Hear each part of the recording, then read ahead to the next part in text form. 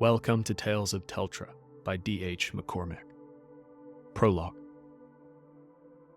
To my dearest kin, my true child, not by flesh and blood, but by the wind and word, greetings from an old wanderer. I know that when we last parted I was less than forthcoming about my plans. There is much I would like to tell you about these months of traveling and searching, but suffice to say that I have found what I was looking for. An old truth that we as a people once knew. The survival of the good in our world has never depended on the deeds of kings, but on the quiet, faithful lives of simple people, often all but forgotten. I know that our scholars will write many volumes about the events of the past few years. Let the lords have their history books. The future of our land, the future of Teltra, will be shaped by the stories we tell around our campfires and in our tavern halls.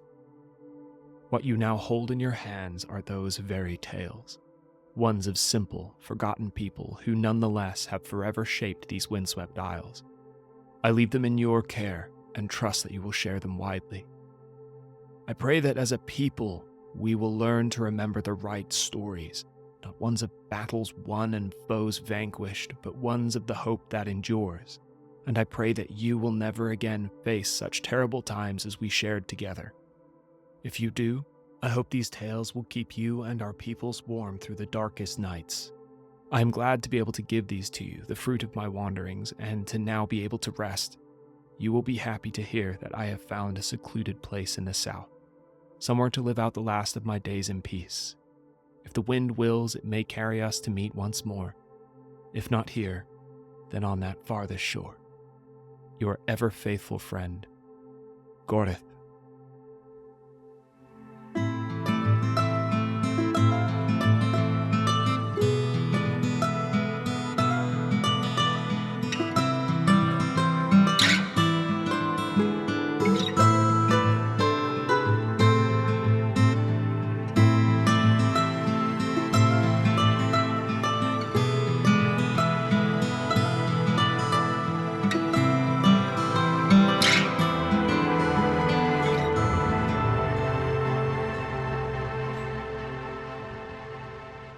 Episode 1, Part 1. The ancient oaks of the old wood hung over the path ahead, dipping their bare branches low to the ground. They bent and swayed, blown about by the fierce easterly wind. Farron watched, transfixed, from the back of his horse. The whole wood loomed large as he approached, a living mass of rippling, dancing, creaking. "No need to worry, lad." Balin did not look up at Farron as he rode beside him, his eyes ever fixed to the ground. They were swiftly darting this way and that, silently noting the passing of game by the signs they left in the wet mud, in the bent grass and broken branches. "Not worried, just cold," Farron replied quietly. Balin snorted. "Just do as you're told. Stick close to Lord Rain, and you'll come home in one piece." Farron looked ahead. Lord Rain rode beside his blade master Jotir, the two men talking casually while they ate in the saddle, gesturing every now and then towards the forest before them. The relentless wind blew their dark green cloaks flat against their heavy-set frames and carried their speech far from Farron. "How many times has Lord Rain been into the old wood?" Farron asked. "Hard to say," Balin replied with a shrug. "Been leading these hunts since I were a boy. Led me on my first, too." Balin looked up at the two figures riding ahead of him. An odd expression briefly crossed his face. "They say half the wealth of Eowyn has come from his hunts, or from those of the men he's taught." Balin looked over at Farron, then tucked his black hair behind his ear. "This I can tell you for sure," he continued, returning to studying the track ahead. "No other man I would choose to lead me into these woods." As they drew closer and closer, the whine of the wind was slowly swallowed up in the great continuous roar, the sound of the wind amongst the branches of the endless forest ahead. Lord Rain and Jotir paused at the tree line and turned, waiting for Balin and Farron to join them. Farron had grown up watching these two men from his father's field as they led companies of the hunt out past the family farm and into the wild, green cloaks flapping, brass buckles catching the morning sun, swords strapped to their sides. When they returned by evening, battered but often buoyed by the joy of a good haul, Farron's father would call them for food and rest, and so it was that Farron spent many nights peering down through the stairway banisters long after he should have been in bed, watching great lords and mighty warriors sitting around a farmer's table, laughing and drinking with his father as they told tales of their latest heroics. Each night, Farron had fallen asleep imagining himself as part of their stories, slaying his own great beasts and returning home with his own bounty. Each morning, however, he would rise early to feed the chickens, tend the horses, and work the fields till dusk. Then, a year passed. Lord Rain had arrived at the farm long after dark. 4 of his men had rushed him in through the kitchen door. He had been covered in blood and was deathly pale. Farron's mother had not hesitated. Within moments, she had put all the men to work.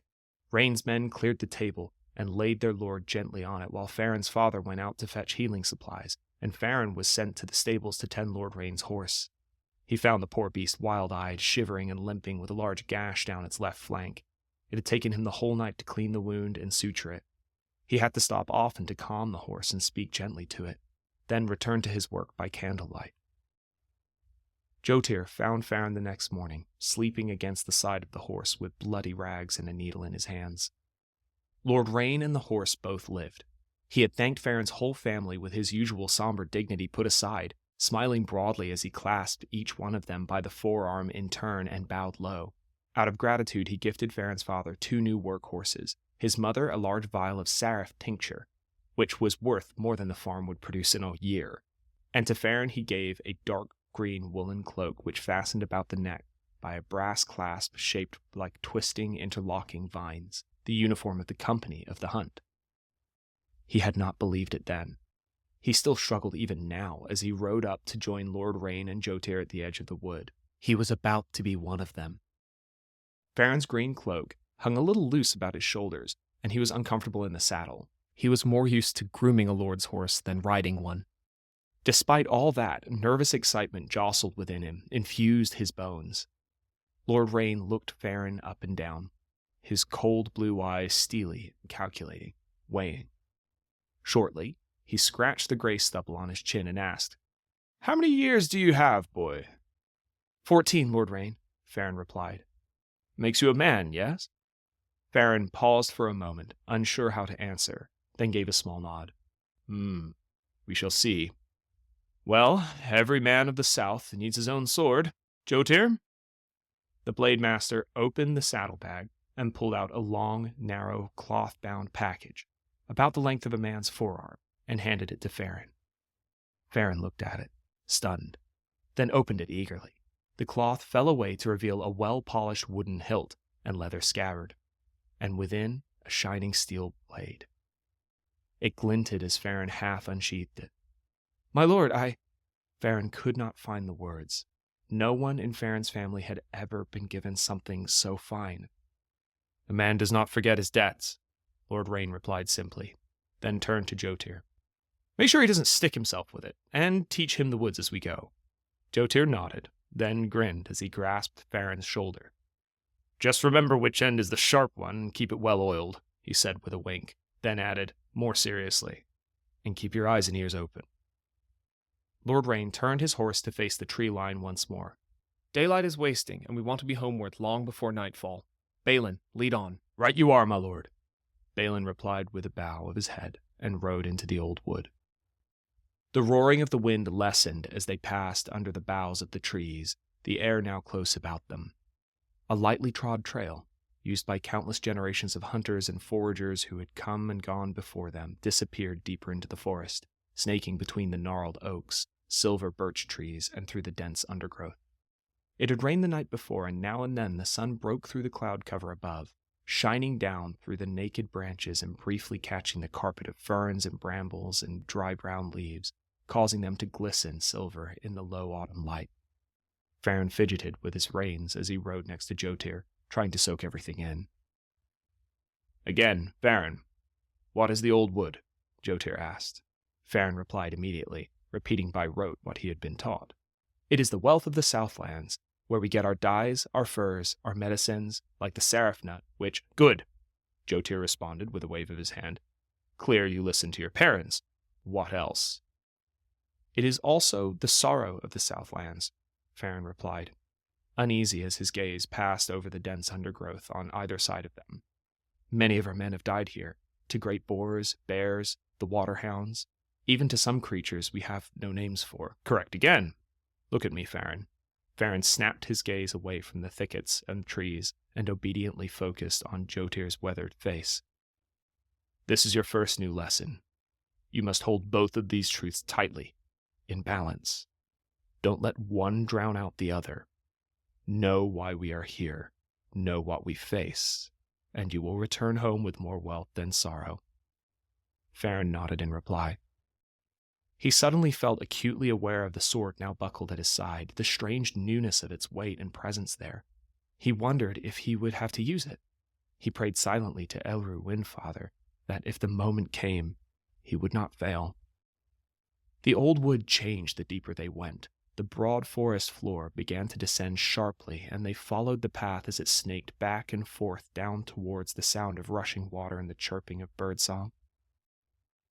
The wind, which blew uninhibited across the eastern sea and the Southland flats, grew less here, the slopes behind them breaking its power and offering a rare reprieve.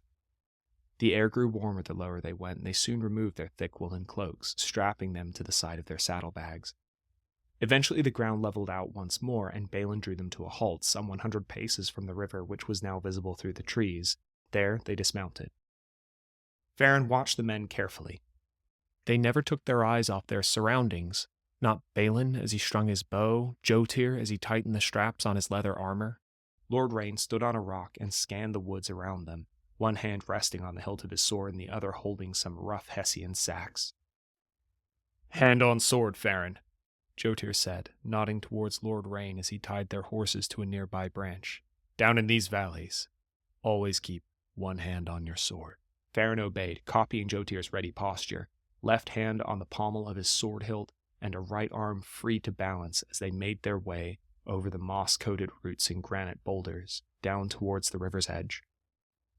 They hopped over small streams which trickled between rocks, pooling between miniature dams of broken branches and fallen leaves before flowing over them and down to join the deep, broad river. On the banks of the river, the ground was clear and flat once more, the soft earth dark under their feet. They paused, and Lord Rain drew them together. Farron peered into the brown river water, trying not to think of what could lie in the shadows beneath the surface. "All looks clear, my lord," Balin said, glancing about as he spoke in hushed tones. Lord Rain grunted in reply. Very good. Still, you never know. The grove is 200 feet downriver. Balin, Jotir, we will stand guard. Farron?" Lord Rain thrust the sacks into Farron's hands. "You will gather what we came for. Keep your ears open and run to us if you hear any of us shout." Farron nodded and took the sacks gratefully. With that, they set off southwards towards the riverbank, following the flow of the river single file. Balin out front, bow at the ready, Lord Rain, Farron, and Jotir following behind. The river narrowed and quickened, now rushing over ridges in the riverbed which grew larger the further south they traveled, until all at once the ground fell away and the waters disappeared over the edge of a small cliff and down into the forest below. Here, beside the river and close to the cliff, was a grove of trees, with long drooping branches and leaves the green-gold color of early spring. They stood stark against the bare forest about them, a strange beacon of life and new growth. Farron stared in wonder. They were serif trees. Quick hearts, as the other common folk called them. He had seen their sap used to clean and heal wounds rank with gangrene, and their nuts ground and soaked to make deep red dyes, but he had never seen the trees himself.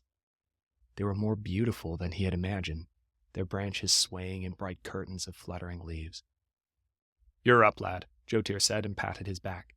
"Remember, eyes and ears open. Get as much as you can." Farron gathered his courage, then set off, hunched low and moving quickly. The men followed behind, then fanned out as they reached the trees, turning to face out into the woods while Farron passed through the hanging branches into the shade of the serif grove. The light was gentle and warm beneath the serif trees, and Farron was completely enveloped in green, both above and all about him. The floor was a carpet of brown husks, split open and sticky with sap, most still containing their blood-red serif nut. Farron eagerly got to work, collecting both husk and nut as quickly as he could. The rough husks were difficult, sticking to his fingers and the sides of the bag, but after a few minutes he had managed to fill the first sack and was now working on the second. In the space of 5 minutes or so, he would gather enough to pay for his parents' farm 3 times over. His heart raced as he thought of bringing his share home, imagining his mother's joy, his father's pride. Every so often he would stop, listening, looking about. "Remember why we're here. Remember what we face," he repeated to himself under his breath over and over as he worked. He had nearly filled the second bag when he heard a faint splash over the sounds of the river. He looked up, his whole body suddenly tense. The branches swayed lazily about him, the light playing across the forest floor. He strained his ears, listening. There was nothing but the murmur of the river and the wind in the leaves. All at once there was a thud and a scream, then silence once more, followed by a guttural, stuttering shriek which split the air. "Farron!" Lord Rain bellowed from somewhere beyond the serif trees. Farron sprinted forwards, burst through the branches, and skidded to a halt, looking about wildly. Jotir was on the floor, 10 paces to his left, a writhing brown mass twice his size on top of him. There was a thick thud of footsteps. Lord Rain sped past Farron and slammed into the side of the beast, sending it sprawling. As quickly as it fell, it twisted to its feet and rounded on the Lord. Its sleek brown coat rippled with muscular strength as it slowly bore down upon him, approaching on all fours with its whiskers flattened against its muzzle, tufted ears against its rounded head, snarling and baring its fangs. "Balin! Waterhounds!" Rain roared, then charged the animal. An arrow whistled over Rain's shoulder and struck the waterhound, only just puncturing its thick hide. The arrow hung loosely out of its flank as the beast shrieked again, then sped past Rain with the grace and speed of flowing water. Farron turned just in time to see Balin loose a second arrow. This time it found its mark, driving straight through the charging animal's right eye, bringing it to the ground, thrashing and whining. A second later, Rain was on top of it, driving his short sword up through the underside of its head. There was a grim gurgling sound as the beast bled out on the forest floor, thrashed once more, then was still. "The female! Where's the female?"